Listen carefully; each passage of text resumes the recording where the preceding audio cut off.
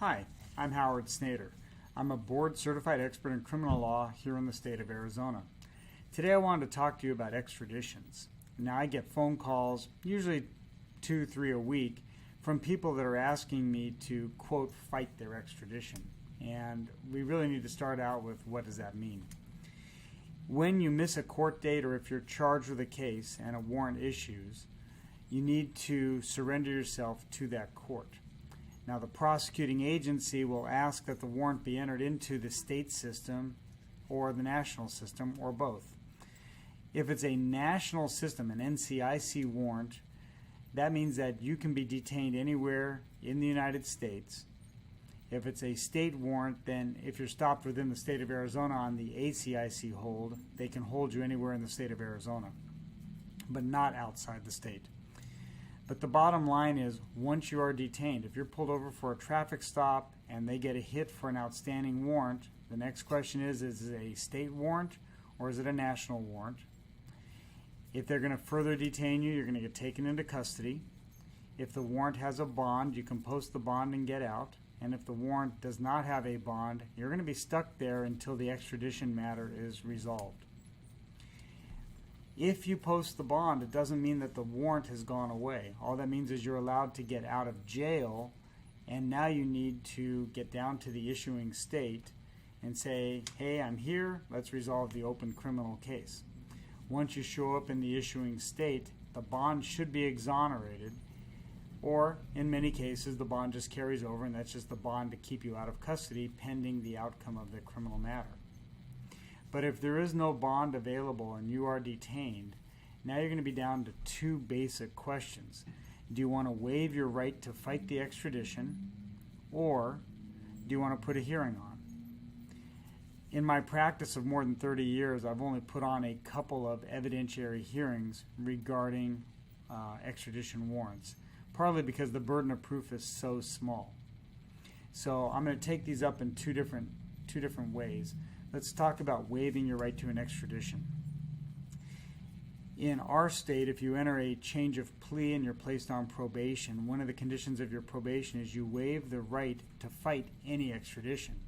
So the bottom line is, if you're on probation in the state of Arizona and you're picked up on any kind of warrant, you've already given up the right, and the county sheriff in the county that issued the warrant is going to come and visit you in that other state within a reasonable amount of time. It's not otherwise defined, it's whatever reasonable is in their mind, but they have a reasonable amount of time to come and get you.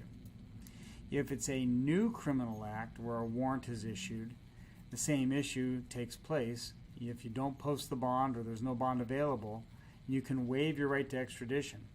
That means going before a judge, having a dialogue with the judge, signing off on a waiver indicating that you understand you have a right to a hearing and you're giving up the right to a hearing in order to waive your return to the other state. Once you formally waive your right to extradition, the holding state will contact the state that issued the warrant and said, hey, he's ready to go. And now again, the clock starts running for a reasonable amount of time to bring you back to the issuing state. The other alternative is you want to fight the extradition. Now, extradition is not a trial. You're entitled to a hearing. It's civil, not criminal. Therefore, you're not entitled to an attorney. If you want an attorney at the extradition hearing, you will have to hire your own attorney. At the extradition hearing, the only question is, are you the person named in the warrant?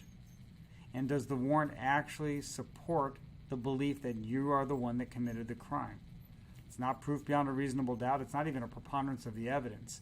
There really is a very low standard that needs to be proven for the government to win its case and extradite you from the holding state.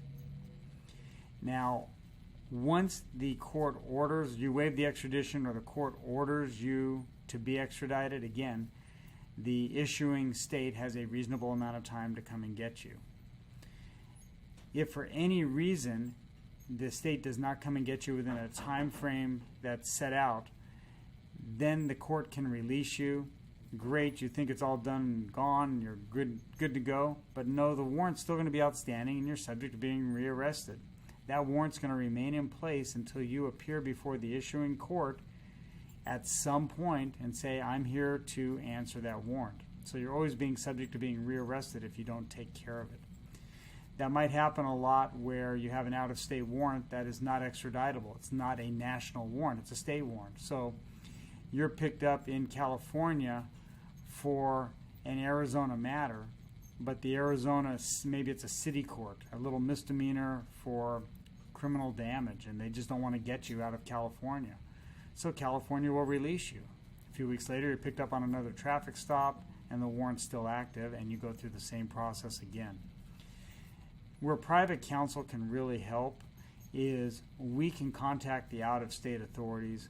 We may be able to arrange for a bond so that you can get out. We may be able to negotiate a resolution of the criminal case while you're sitting in custody, so when you do come back to the state, it can get handled a lot more quickly and more efficiently. Extraditions raise a lot of questions, but again, the primary issue is, do you waive extradition or do you put a hearing on?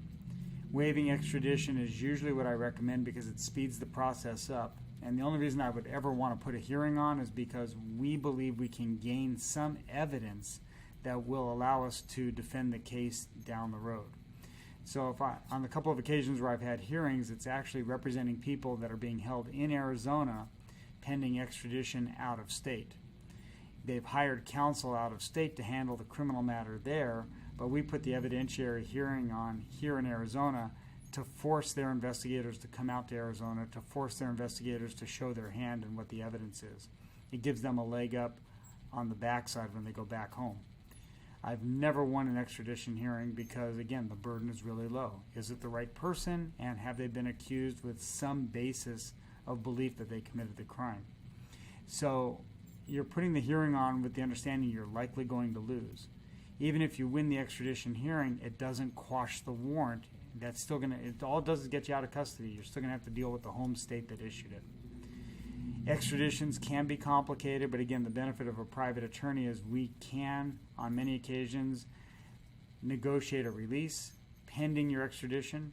We can negotiate the criminal case. And then the last caveat I'll throw out there is that if you've already waived extradition, contacting private counsel won't get you anywhere. Once you waive extradition, that is a done deal. And now you need to hire counsel in the location where the crime is going to be prosecuted.